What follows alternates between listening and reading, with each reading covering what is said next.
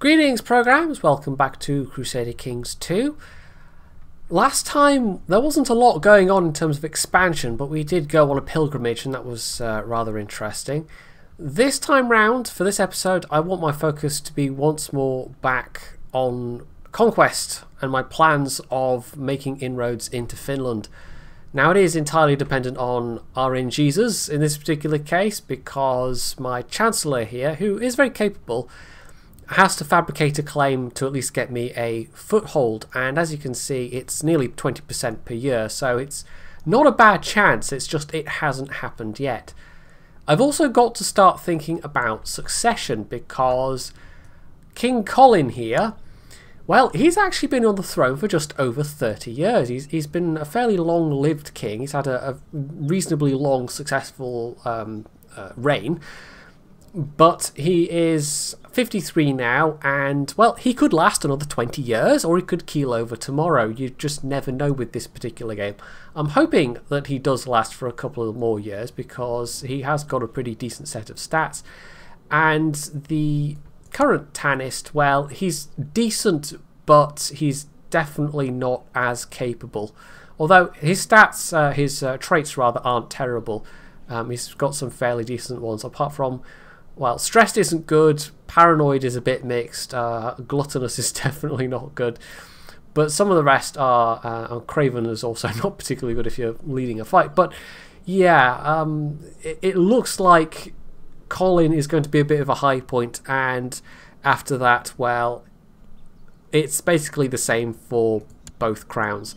And that is something I am going to have to juggle quite carefully, is trying to keep the succession, the Tannist nominations the same for both crowns. And I'm going to have to be even more careful when it comes to creating, well, probably Wales, and thence at some point creating Britannia. And what I'll probably do is I'll hold off creating the Crown of Wales until I'm ready to create Britannia, the Empire, and then I can do it in a single fell swoop without having to then have a third crown to juggle the inheritance laws of in the meantime. We'll also have a very quick look around, as has been the custom, and there's actually not a huge amount going on. Castile is, I mean, Spain's looking fairly consolidated at this point generally. Portugal's in a reasonably strong position. Castile is in a pretty strong position. Navarra just about grimly hanging on, with only 3 provinces actually in Iberia, but also obviously the provinces of Brittany as well. Castile's actually started making inroads into Northern Africa, which is an interesting development. Pisa still hanging on to the Holy Land, and that was a thing that I think happened in the last episode, was again the Holy Land retaken by Pisa, and actually they might have a decent chance of holding on to it now, because Byzantium is doing really quite well in the Black Sea region, or would this be the Caucasus? I think it would be. I'm not entirely sure on my geography there, but the Fatimids are not looking as strong as they were. In fact, we've got several breakaway areas, and although this what is this? An emirate. This emirate looks like it covers quite a large amount of land. It's actually only 5 provinces, so it's not that strong really. But yeah, there aren't really any massive powers in the region, although, you know, the Fatimids would probably be still put up a stiff fight if it came to a fight between them and the Byzantines, but that doesn't look like it's going to happen anytime soon. Although in this game you never know. Cumania is probably the biggest in terms of land area, although I suspect the HRE is probably the biggest in terms of provinces, but that isn't really for me, that's not going to be a problem until probably much later on. I might want to take them on to take the Finnish provinces at some point, but it might be just as easy to try and force a revolt or something like that. And otherwise, well, Carpathia keeps splitting and reforming, and it's in one of its periods where it's reformed, so yeah, who knows, they might end up being a regional, a larger regional power, but it would involve either Poland, the HRE, or Cumania fracturing and presenting an opportunity, because Carpathia, I think as it currently stands, is not strong enough to take any of them on its own. So I'll unpause and probably just be skipping ahead in very short order. Denmark's actually throwing its weight around a little bit. I've just noticed that. They're starting to push north a little bit, and that's not particularly good news for me because I want this whole region to be quite fractured. I want it to be easy pickings, but I don't know. We'll see how it goes. So yeah, I think we will skip ahead a bit here. Where are we? 1181. So we'll see. We might be. It might only be a couple of months. It might be years. You can never tell with this game. So I shall see you in just a moment. Well, we're back again already, and that's because my wife died.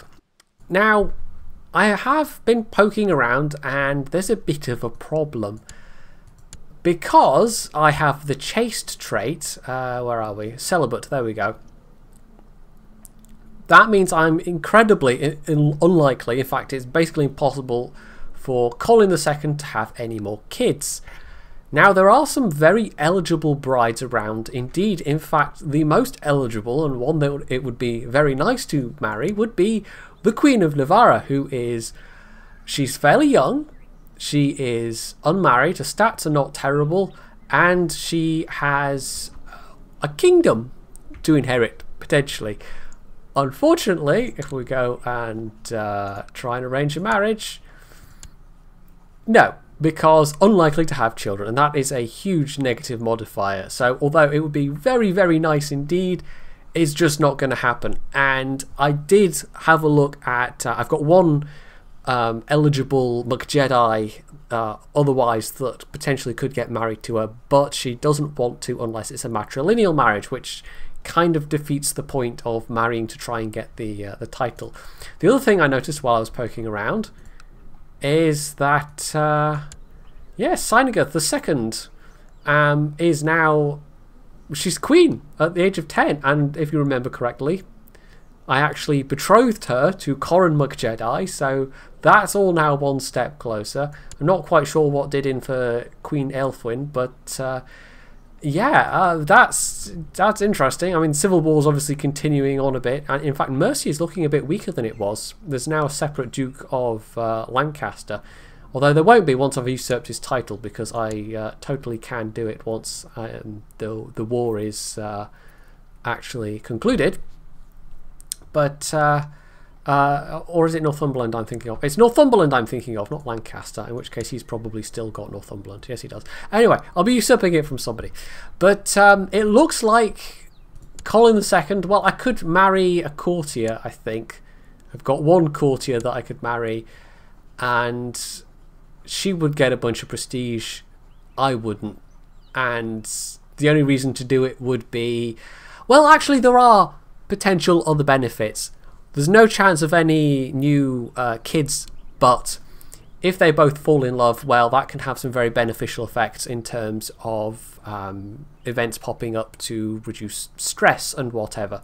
And if we just quickly check her stats as well, if I can do that. She's trusting, envious, just, and shy. Envious is not the best stat to have, but honestly, we might as well do it, because otherwise this, where are we? There's a title that's going to be somewhere popping up, a thing that's going to pop up saying, you're unmarried. Although, I don't think it's that big of a deal, but I think it's just, even though I can't really get married to anybody of any importance, although actually, having said that, I did spot one person. You know what? Stuff the random courtier. The Dowager Empress of the Holy Roman Empire.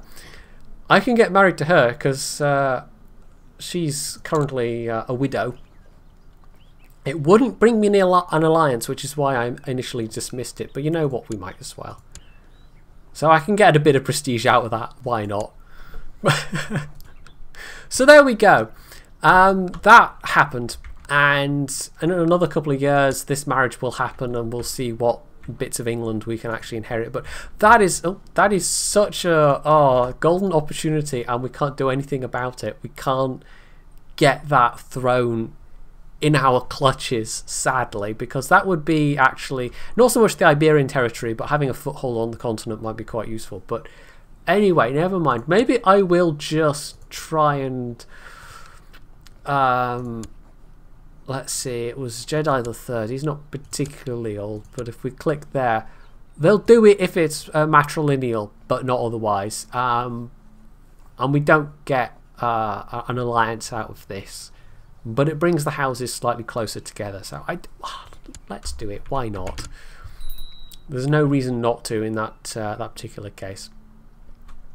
Also, being unmarried, you actually get a bit of a stat bump from having a spouse. So that actually is another reason to get married, even though I won't get any kids out of it. So there we go. I'm married to the Dowager Empress of the Holy Roman Empire, and I can get 200 prestige, which I don't particularly need, but 121 gold. Yes, please. So there we go. Even though that was a tactical marriage, there was no alliance to be gained out of it, there was no inheritance to be gained out of it, but it was worth doing all the same.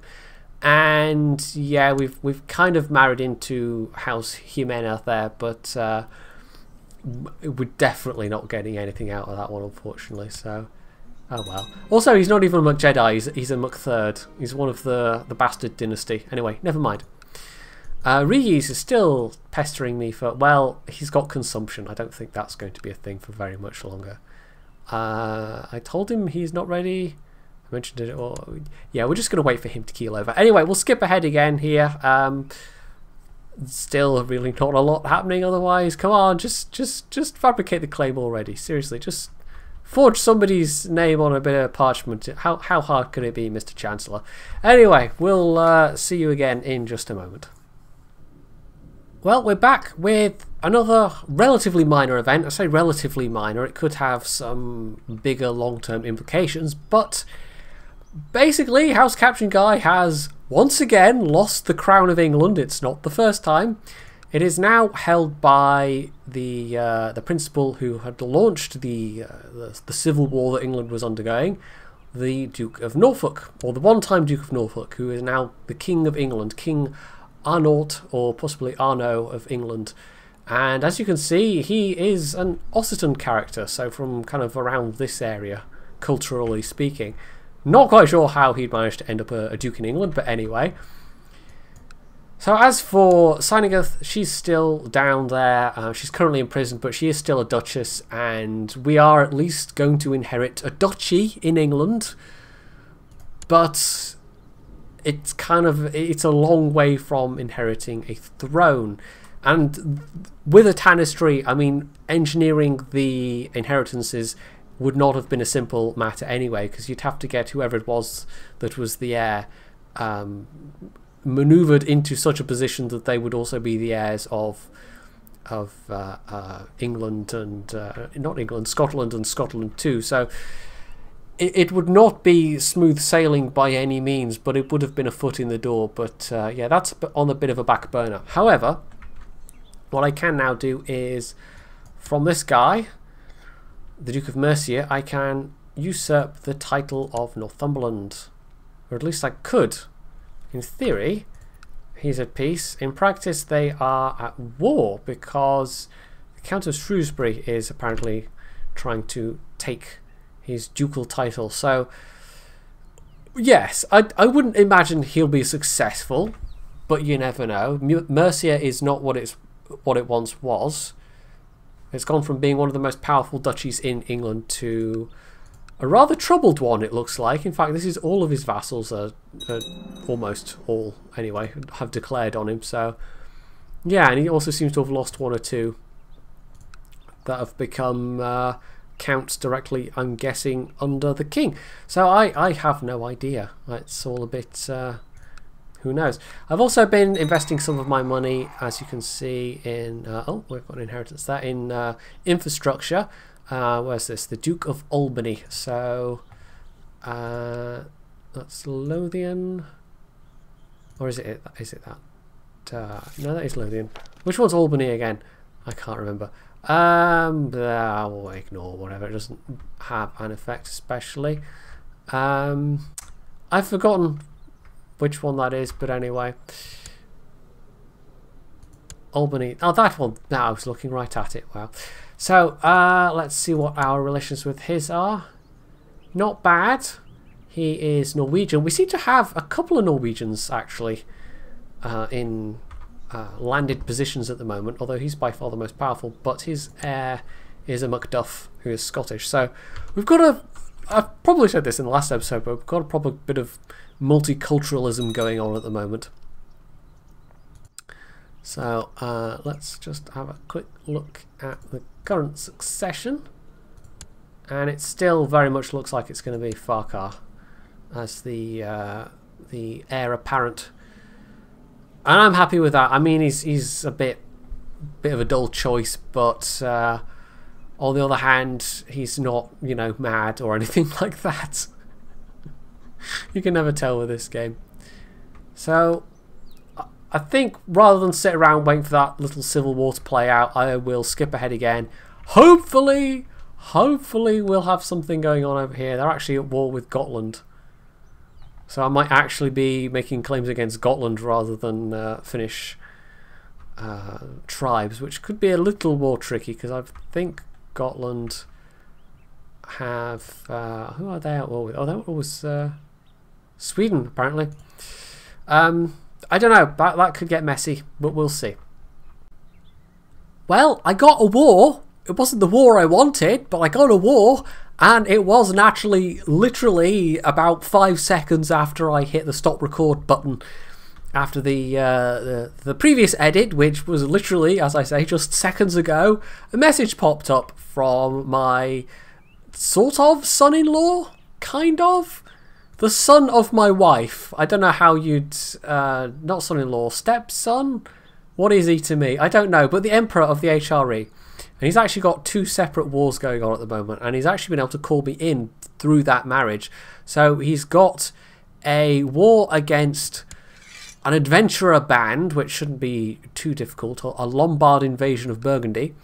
He's also at war with Aquitaine. And it's actually to do with the Pope. So we've got some papal doings here. He has obviously had a falling out with the Pope, and the Holy Roman Emperor has stepped in to defend the Pope. So this is an opportunity to get my feet a little bit wet, kind of. At least test the mettle of my troops. I don't know. And we might also maybe get Ossory out of it. That's always a possibility. So I'm actually going to send some troops in there, and then we'll raise the rest. I guess send over an army. What I'll actually do, rather than send all of them over, I'm a little wary of having all my troops overseas. So what I'm going to do is I'm going to keep my retinues at home. Just send over my...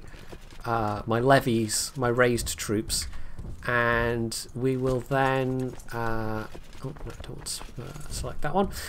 We will then send them over to France and assist in a defense of papal authority, because apparently that's how I roll. At least that's how King Colin II rolls. I mean, he's, you know, celibate and chaste, and he's been a pilgrim to the Holy Land, so okay. Oh, also, the fact that I've gone to war to defend his authority probably helps a bit, but also, yes, a bit more good relations with the Pope as well. So we'll get the troops all gathered together. In fact, we might as well get them slightly further up in Clydesdale, and then get the boats necessary together to actually send them down to where they need to be. And as this is a war in which I'm only a fairly minor participant, I mean, this is a fairly large-scale conflict. This is 2 medieval superpowers going at it here. This is not really my war. This is just a war I've chosen to kind of take part in, because why not? In fact, we'll send the retinues down there, and then we'll let them siege, and I can pull this 1,000-odd men up here. So this is not a full commitment. I'm not raising any levy troops, any vassal troops rather, and I'm keeping my retinues at home just in case, because I'm possibly not going to get anything material out of this war. Although, fingers crossed, I get some nice high-value prisoners to ransom, because that's always a boon for going to war. And it's not a reliable boon. You can never tell when you're going to take prisoners, but it can be very lucrative indeed. Oh, it's to do with my Grand Mayor. Money continues to flow through the trade post in Caithness, but your relationship with the merchant family that owns it has soured. To teach them a lesson without going to war, you could arrange for a mob to burn it down. Well, I could, but I quite like the Blackadders, so we'll just leave that alone. He's a Blackadder. You can't, you know, that would just be... I mean, no, we can't do that.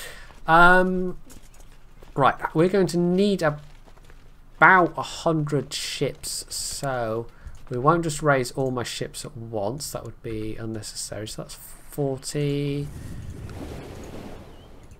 Oh, that's the wrong button. 11, so that's 50 odd. That's another 10, that's 60. Possibly raise a decent number from Cumberland.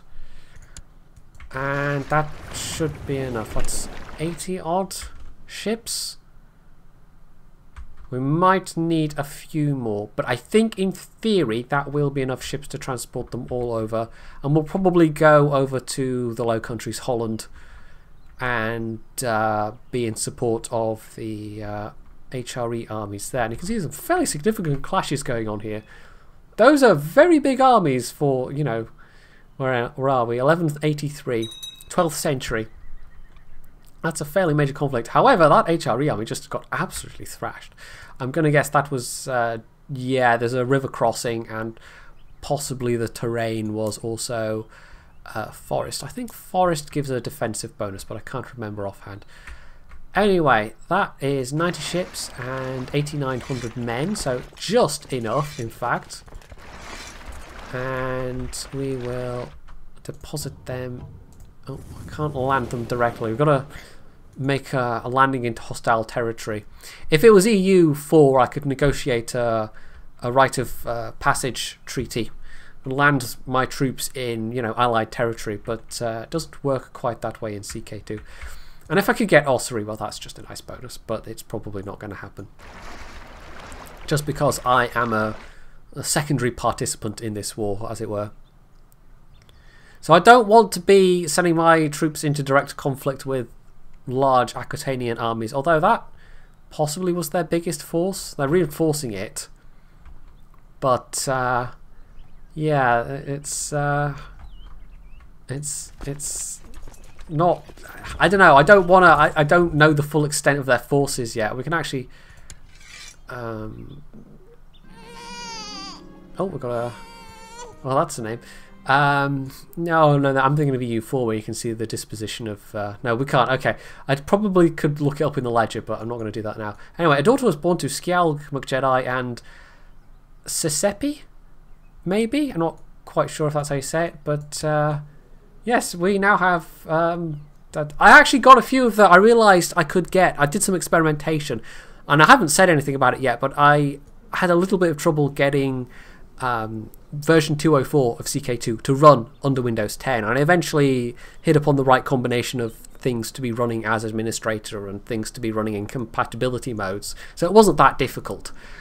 But I was fiddling around and realised I could also get some of the portrait packs working at the same time as well, because usually when I'm playing this it's a fairly stripped down version in terms of the DLC, because it is an older version of the game, and obviously more recent DLC than the game version will just crash the game. But some of the portrait packs are absolutely fine, so the characters don't look quite so generic anymore. So yes, we're getting some, again, multiculturalism in action, you know.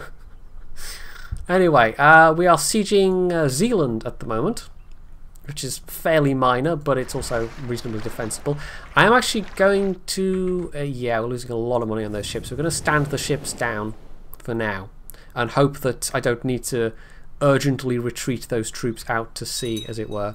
Because sometimes it can be very useful to have transport ships on standby so that an army that otherwise might be trapped can actually just retreat straight to the safety of your transport ships. But in CK2 that is rather expensive, so we're going to bash that on the head and not be losing 40 gold a turn, because that's definitely rather expensive. And this siege, well, both sieges are going to be going fairly slowly, so... oh, I've lost just? which is a pity because the extra stewardship is really nice, but okay. Justice is a harsh mistress, and I can't love her anymore. Judge Dredd would heartily disagree with that sentiment, but anyway. Also, apparently England is just... they've also joined in on this war, have they? We are actually allied with the new King of England, King Arno.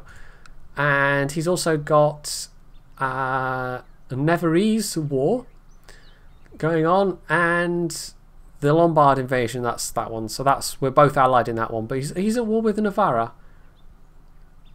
Queen Mother Senegeth's claim on England. That's the connection. Okay. The Queen Mother of Navarra, the Queen's mother, hence the name, Queen Mother. I don't know why why did I have to... I don't know. The words just came out my mouth and then I realised what I was saying. But she is of House Caption Guy, and so the Queen of Navarre has decided to press that claim. Good luck with that. It's probably not going to happen, but that could immediately, you know, be... Well, that could be uniting the kingdoms of Navarre and England if it's successful. And it's possibly the fact that England accepted that call to war here, and then Navarre went, aha, they're at war, we'll take that opportunity to be sneaky and also declare war, because their attention will be split, because the AI is very sneaky like that. So I suspect that is what happened. Also, we can build some more stuff in forests, maybe. That's most of my remaining gold, so I won't do that. Oh, also, that war is just over already. Okay, that was quick. I was thinking this would be a long, drawn-out war, but what happened there then? Was the enemy king captured in battle?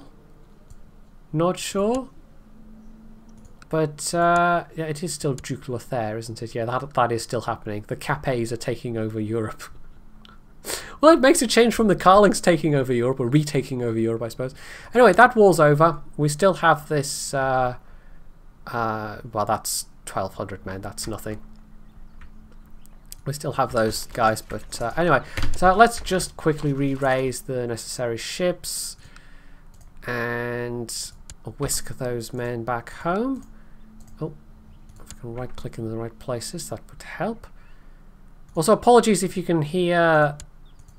I think it's somebody mowing their lawn or something. There's another... Typically, as the rest of Europe is having like 30-degree temperatures, here it's maybe 18. But it's actually a reasonably nice sunny day today. But it's still nothing compared to what the rest of Europe is getting. Right, that's still not quite enough. What do we need? We need another... where did I get the ships from last time? I can't actually remember now.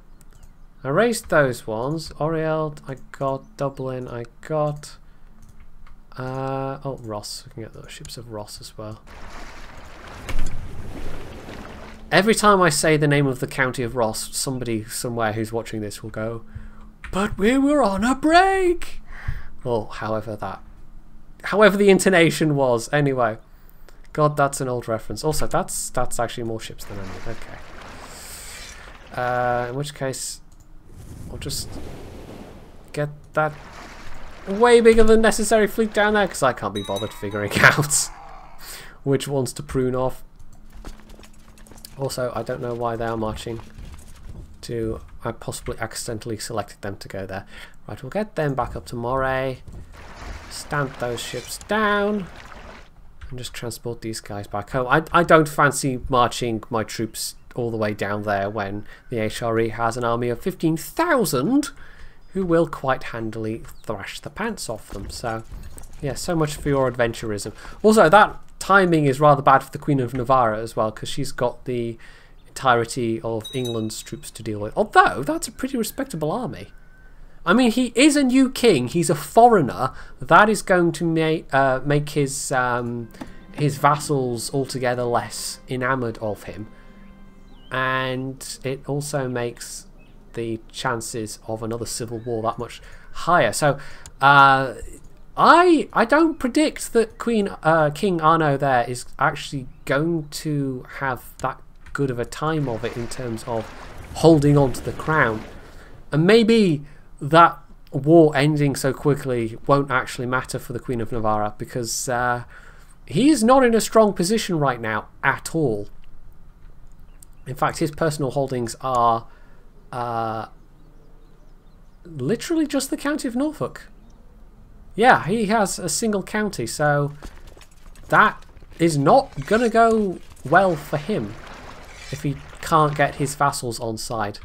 Because without his vassals, he is a bit stuffed, to be honest. So we had a bit of a diversion, really? A diversionary war? Well, not really diversionary war. That suggests something else entirely, but it was a bit of a diversion from our plan. But again, that is all down to our Jesus, so what can I do? I mean, I could cheat, but where would be the fun in that? So we'll wrap this up here. There have been some interesting goings on in England. I mean, I'll be keeping a sharp eye on that. If Navarra actually inherits that, well, the fact that we have had ties, apparently he died. What happened to him? I mean, Jedi III, he wasn't that young, but still, apparently he just keeled over. Apparently the Queen of Navarre was too much for him. Oh well, so much for that. We don't even have an inroad there anymore, so such is this game. People will keel over at a moment's notice. So if you enjoyed this episode, if you want to leave any comments, you can do so below. You can hit the like button, you can subscribe to my channel, and as always, stay tuned for more.